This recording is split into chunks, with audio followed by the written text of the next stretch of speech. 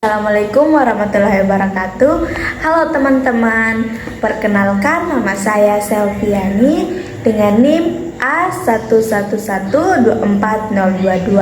Jadi kali ini saya akan membahas salah satu cerpen legendaris dari A.A. Nafis, yaitu Robohnya Surau Kami, untuk memenuhi tugas mata kuliah apresiasi prosa dan pembelajarannya yang diampu oleh dosen Dr. Agustan MPD.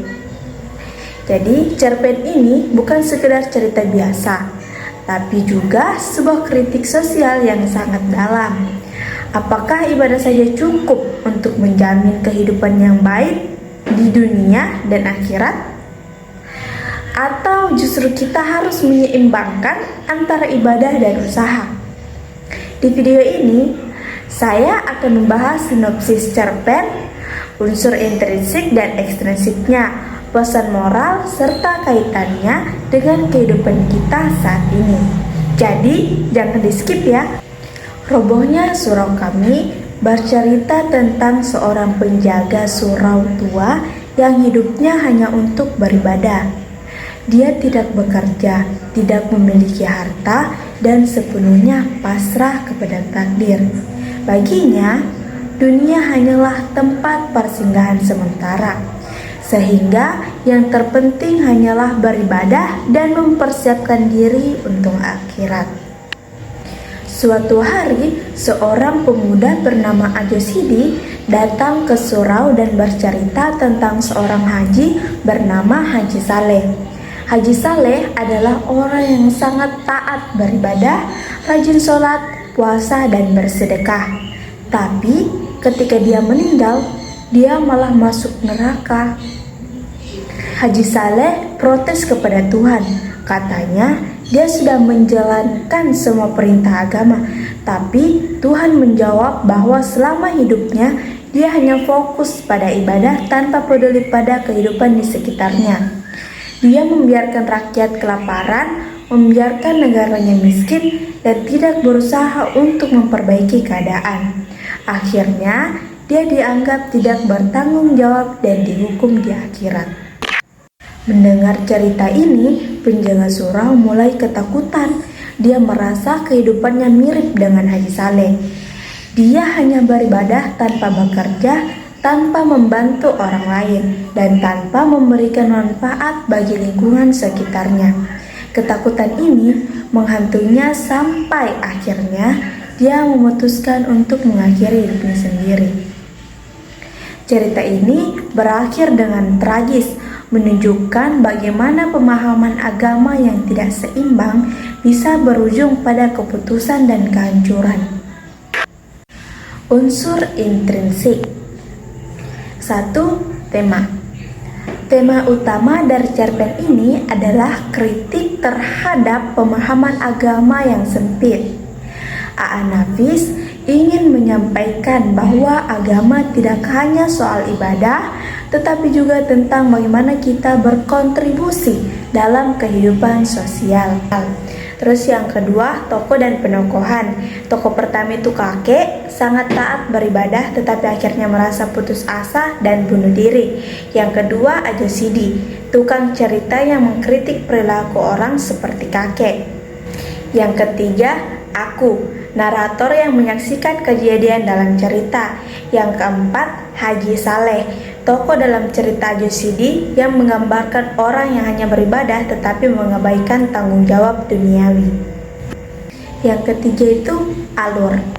Alur yang digunakan adalah alur maju dengan sisi pencerita dalam cerita. Kisah Haji Saleh yang diceritakan oleh Ajosidi. Yang keempat itu latar tempat, waktu, sosial. Latar tempat surau yang sudah usang, rumah Ajosidi, akhirat dalam cerita Haji Saleh. Terus yang kedua, waktu. Tidak disebutkan secara spesifik, tetapi menggambarkan perubahan zaman. Terus yang ketiga, sosial.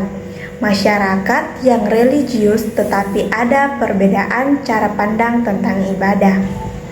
Yang kelima, amanat dari cerpen ini. Kita tidak bisa hanya mengandalkan ibadah tanpa berusaha memperbaiki kehidupan dunia. Agama harus dijalankan secara seimbang antara ritual dan tindakan nyata.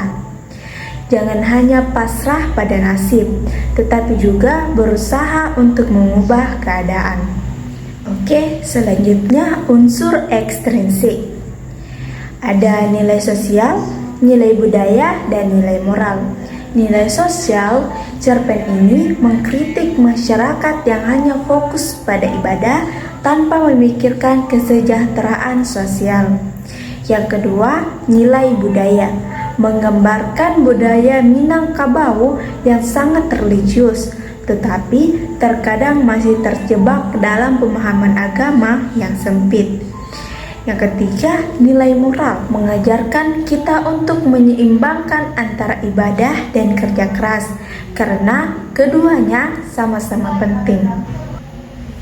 Cerpen ini masih sangat relevan dengan kehidupan kita sekarang.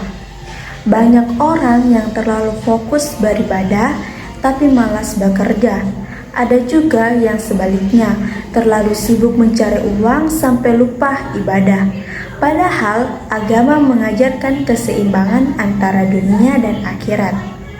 Coba bayangkan, kalau semua orang hanya beribadah tanpa bekerja, siapa yang akan membangun jalan?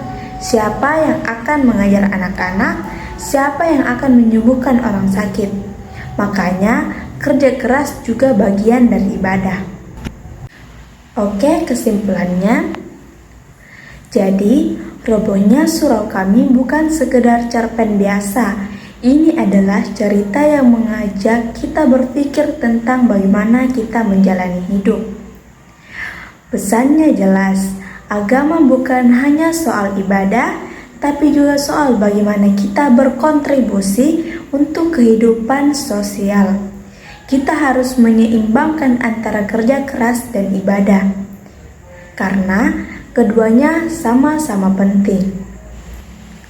Semoga video ini bisa membuka perspektif baru buat kita semua.